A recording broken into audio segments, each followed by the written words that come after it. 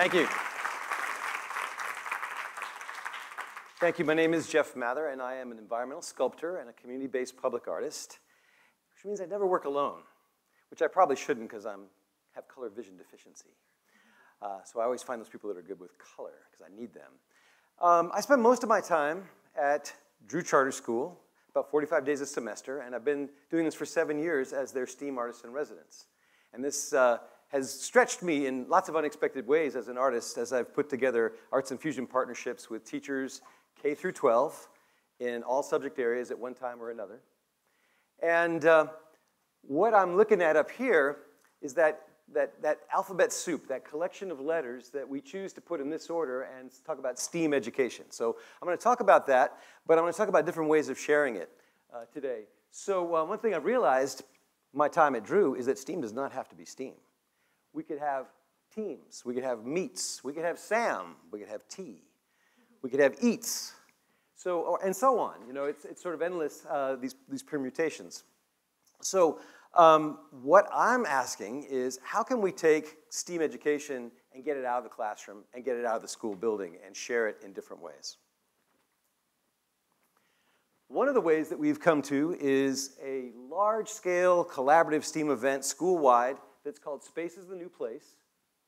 And we've been doing this for 3 years now, every April. I want you to take note if you can see it. It looks a little blurry right here, but there's a dozen departments at Drew that created this event. So how did it start? We grew it out on the farm. No, that's not true because we're leery of silos. Talking about getting out of silos has kind of become a cliche, but I'm going to do it anyway. We all may have this comfort zone in our professional silos, our disciplinary silos. And one of the things that happens at a STEAM school is that we swing the doors wide open up and down the hallways, and there's this invitation to step out and jam. I like this image as an interpretation of what a artist in residence, a arts and fusion specialist like me might be. This was given to me actually by a local Atlanta performance artist, poet named Alice Lovelace. And she said one time, an effective artist in residence is like dropping a tea bag in hot water. Because even after you remove the tea bag, the color and the flavor of the water has changed. Well, some of what people think of when they hear of STEAM education is stuff that goes on in like a Tinker Lab or a makerspace, stuff with LEDs and robotics and laser cutters and 3D printers and all that cool stuff. And being exposed to all that has definitely offered me some additional toolboxes for what I do as a sculptor. But I don't see STEAM as being just what happens in these classes. I see it as this invitation. And sometimes the invitation needs to be explicit, needs to be real clear. Who, what, why, when. And this is a circle that I convened with 3 architects from Perkins and Will who had created the Senior Academy building at Drew. It's a pretty unusual building. I don't think I've seen another public school that looks like this. And the architects come around a lot with new clients, kind of showing off this building, like, see what we could do for you. And my thought was, well, if you're going to keep coming around like that, why don't you stick around a little while longer and hang out with the students and share with the students your creative process as architects. So I convened this circle with the 3 architects and about 10 of the educators that work in this building, and I just wanted to see the sparks fly.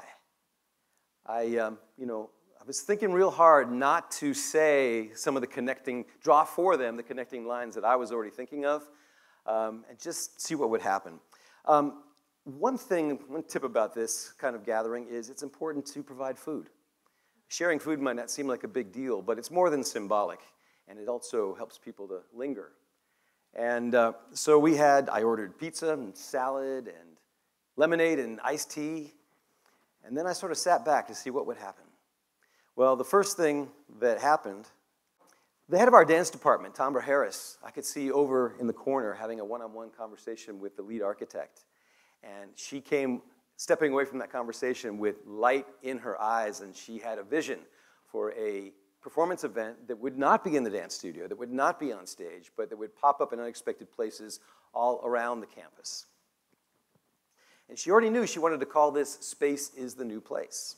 So we've done this in 3 completely different ways, 3 different iterations each April. It begins with a sunset watching party. This top floor balcony faces west towards the city skyline. It's up on a hill. In fact, you can see one of the familiar buildings of Atlanta, if you know it, poking up there. Now we do this and have a string quartet playing. There's refreshments. People can kind of trickle in and mix and mingle, see their neighbors.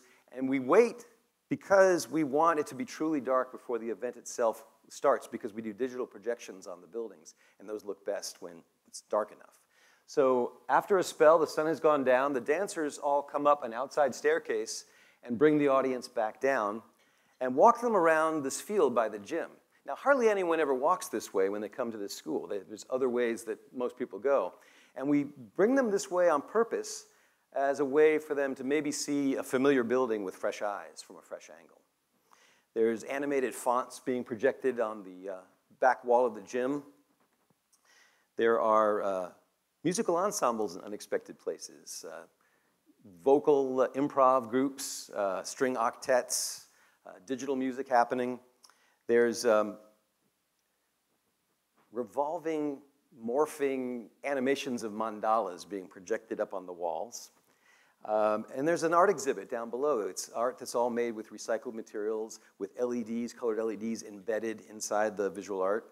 There are fashion models on the staircases wearing fashions made out of recycled materials who are sauntering and twirling on the stairs. A little short video clip give you a sense of how this could happen. And the reason this looks the way it does too, I should add, is that the projectionists are hand-holding the projectors in this other building so they can make the projections move all around the architecture. One year, the photography department created a book of architectural photography that was focused on this building. Really great-looking book. So the geometry classes that year that I was working with, they scanned all the images in this book and then did geometric animations using those images, then projecting them back onto the building, which is, not quite video mapping yet, but headed in that direction. So Tambra Harris originally said, let's not use the dance studio. And then she began to rethink that decision. And so she started putting performances in there, but the only way you get to see them is from outside on the staircase, looking in through these glass walls. We have a professional lighting designer come in and help us to create illusions of this all being underwater. We've got sculptural props. We've got video projection happening. And that year, it was meant to seem underwater. On this most recent spring, we did it, and it looked like it was in the middle of a rainforest. To the side of the theater, there are 3 concrete troughs that the architects intended to be a rain garden with tall, water-friendly plants like cattails, that kind of thing growing in there. So a dance was designed to be out there with the dancers wanting to be able to leap out from behind these plants at the beginning of the performance. Well, about 2 weeks before the performance, we look out there and there's no plants in the rain garden. So I scrambled and I ran down to the engineering department and figured out how you can take a simple hand drawing, in this case kind of like the shapes of sawgrass, and feed it into the CNC cutter. And so we made this abstract dance set, and that's what sprouted for that evening out of the rain garden troughs. So we will, for just the one night, pull lighting trees out of the theater and light spaces to create illusions of rivers flowing, even downtown Flint, Michigan. One time we created the illusion of downtown Flint, Michigan, again, dealing with water issues. Then we had a performance with the theme was air. So Tambra Harris brought in an aerial dance troupe called Dare, and we actually had a rigger from Cirque du Soleil. He'd been with Cirque du Soleil in Las Vegas for 10 years, and he came and rigged 6 pairs of what we call silks, these long silks up into the rafters. And the Dare choreographers taught the high school dancers how to do aerial dance. We brought in a very well-known Atlanta visual artist named Lynn Marshall Linnemeyer to work with one of the dance classes creating very large-scale cyanotype prints. So this is a process that if you didn't know what they were doing, you might think they were just taking some kind of group nap out there on this lovely sunny day. But what they're actually doing is creating an exposure, and after every 5 minutes of laying there, they shift slightly, and it creates different depths to the exposure. Then you have to put the cyanotype canvas in a big tub of water to stop the exposure, and then wring it out quickly. And we displayed these up where we do the sunset watching reception. We also invite dancers from the elementary school dance program to come up and participate. These dancers are activating these double-sized oak steps that are parallel to the main staircase. And the architects would be very pleased to know I told you about the oak here, because they salvaged the oak that's on these double-sized steps from some of the oak trees that had to be knocked down when they cleared the land for this building. At the end of this evening, everyone ends up at this amphitheater that's notched into this hillside at the east end of the building, and we keep a live camera on individual dancers with a projector that throws their images 20 feet high up on this rock wall. When the recorded music fades out, there's a drumming circle that picks up the rhythm and keeps playing. And then the dancers go up on the hillside, and they take people from the community by the hand and back down to the pool of light, and it just turns into a community dance jam that goes on into the night. So this event kind of has what we call a soft start. You know, it's not like a hard start where you better be there at 8 p.m. People kind of roll in, and then it has no bow at the end. It just kind of like turns into something else and keeps going until people get too tired to drum and dance.